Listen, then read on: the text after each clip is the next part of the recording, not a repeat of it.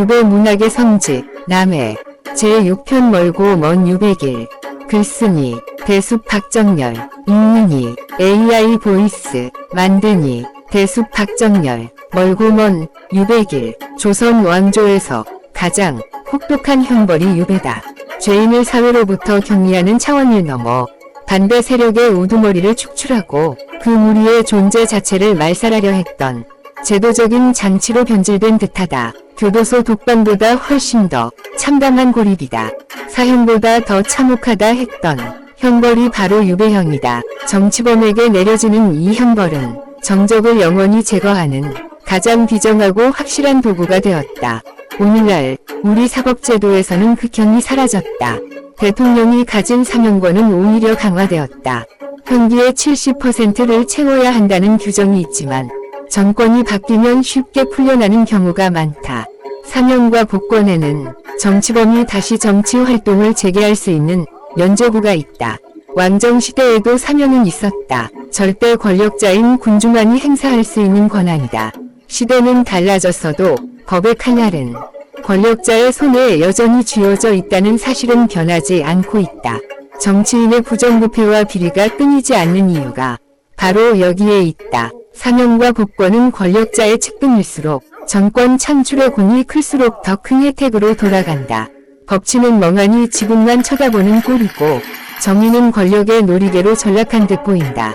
조선 시대 벼슬이 임명직이던 것처럼 오늘날 권력 역시 정치인의 큰 손아귀를 벗어나지 못한다. 조선의 형벌은 명나라 법전인 대명률의 바탕을 두었다. 국토가 좁은 조선은 명나라의 법을 그대로 적용하기 어려웠다. 한양에서 가장 먼 곳 함경도 경운이 2000리에 불과하다.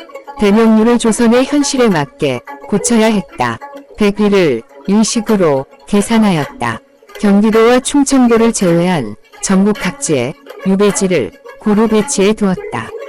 유배형은 죄인을 먼 곳으로 보내는 처벌로 그치지 않았다. 유배지로 가기 전에 먼저 장백대를 쳤다. 이 장이 유배길에서 죽게 하거나 유배지에서 생을 마감하게 하는 일도 있었다. 특히 위리안치는 유배보다 훨씬 더 가혹했다. 울타리로 둘러싸인 집에 죄인을 가두고 외부와 철저히 격리하였다. 작은 구멍으로 식사를 들여보냈다. 햇빛조차 들지 않는 좁은 공간에서 죄인은 고립된 채 홀로 살았다. 1506년 중종반정으로 폐위된 연산군은 강화도 교동의 위리안치되었다. 높이 5m에서 7m에 이르는 울타리 안에 갇혀 바깥 세상과 완전히 단절된 채 하루하루를 보냈다. 작은 구멍으로 들어오는 거친 보리밥이 유일한 생명줄이었다. 그가 바라볼 하늘은 울타리 꼭대기에 열린 작은 구멍이 전부다. 1613년 9살이던 영창대군은 강화도에 유배되었다. 겨울에도 차가운 방에 갇혀 지내다 이듬해 뜨거운 수증기 속에서 질식사했다는 증살설이 전해진다. 어린 왕자가 겪은 이 비극은 조선 정치사에서 가장 잔혹한 사건으로 남았다. 1779년 해경궁 홍씨 사건에 휘말린 홍국영은 흑산도에 위리안치되었다.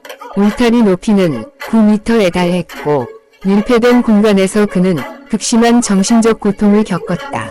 고운 수령이 불시에 들이닥쳐 감시의 눈을 부라렸다. 작은 구멍으로 들어오는 음식이 영영수단이다.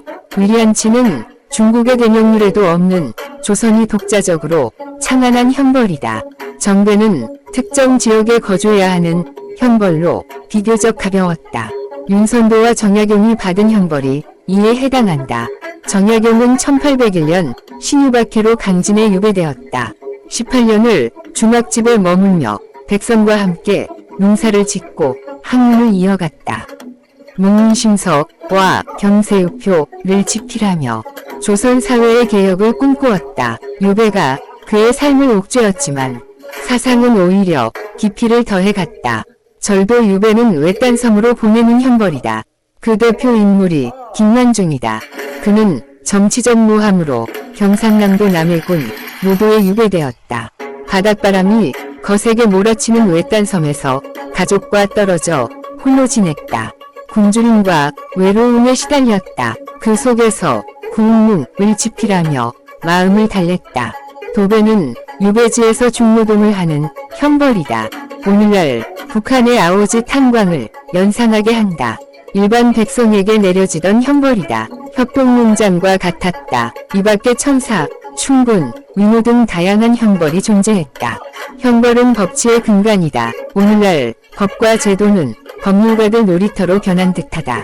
변호사는 권력에 기대 피해자의 권리를 보호한다라는 명분 아래 재판을 지연시키고 법관을 바꾸려고 한다. 법꾸라지가 판치는 제도 안에서 피해자는 법으로부터 외면당하는 코미디를 연출하고 있다. 이 제도는 뒷배가 든든한 자만득을 본다. 법이 대가성에 얽혀 권력의 도구로 전락하고 있다. 국민은 무너진 법치 앞에 불안이 쌓여간다. 국민이 법을 믿을 수 없게 한다. 송나라 때 포청천은 법 앞에 만인이 평등하다라는 대원칙을 지켰다. 1994년 한 해 MBC와 KBS 2TV에서 방영한 이 드라마는 시청자들의 큰 인기를 얻었다. 그의 작두는 죄의 무게에 따라 달랐고 황족도 예외가 아니었다. 오늘날 우리의 법은 두리뭉실하다. 법망을 피하려는 술수에 법과 제도가 휘말려들고 지연된 재판은 국민의 법의식을 송두리째 뒤흔들어 버렸다. 정의는 양심이 숨어버린 사회에서 꼬리를 감춘다. 자유민주주의는 포청천의 작두보다 대명률보다 조선의 위리안치보다 더 냉엄한 판결을 요구한다. 국민은 법이 양심의 경종을 울리는 명확한 판결을 원한다. 법치의 존엄을 원한다. 국민은 법의 정의라는 믿음이 있을 때 법을 존중한다. 정의가 칼날처럼 바로 설 때 법은 위엄을 얻는다. 법관의 양심이 냉철할 때 법치는 바로 서고 질서가 살아난다. 사람에 따라 달라지는 법의 잣대로는 정의의 실현은 공연불이 된다. 합리적인 판결은 죄의 무게에 걸맞은 양심과 역량이 있는 판사에게서 나온다. 지금 대한민국에서 법과 재판은 국민의 법의식을 따라가지 못한다. 저울대의 저울추는 법관이 옮길 만한 무게가 아니다. 저울대는 곧 법관의 양심이다. 기울어진 저울대의 저울추는 합법을 가장한 비리의 실체가 된다. 편향된 법리에는 정의가 벌써 설 자리를 잃었는지 모른다. 멀고 먼 유배길은 역사 속 형벌일 수만은 없다. 21세기 오늘날 또 반복하고 있는 법의 불균형이 비리의 상징으로 남는다. 법이 권력의 도구가 되면 희망이 없다. 법은 정의의 칼날이며 국가의 통치 바탕이어야 한다. 국민이 법을 믿고 따를 때 자유민주주의가 완성된다. 그 옛날에 있던 유배의 고통을 되새기게 한다. 법으로 밥 먹고 사는 이들이 국민을 유배지로 내몰고 있다라는 느낌이 가시래기로 남는다. 국민은 오늘날 법치가 왜 어디를 향해 가고 있는지 힘주어 묻지 않을 수 없다. 감사합니다. 다음 시간에는 제7편 남해의 유배 문학관이 방영됩니다. 많은 기대와 성원 부탁드립니다.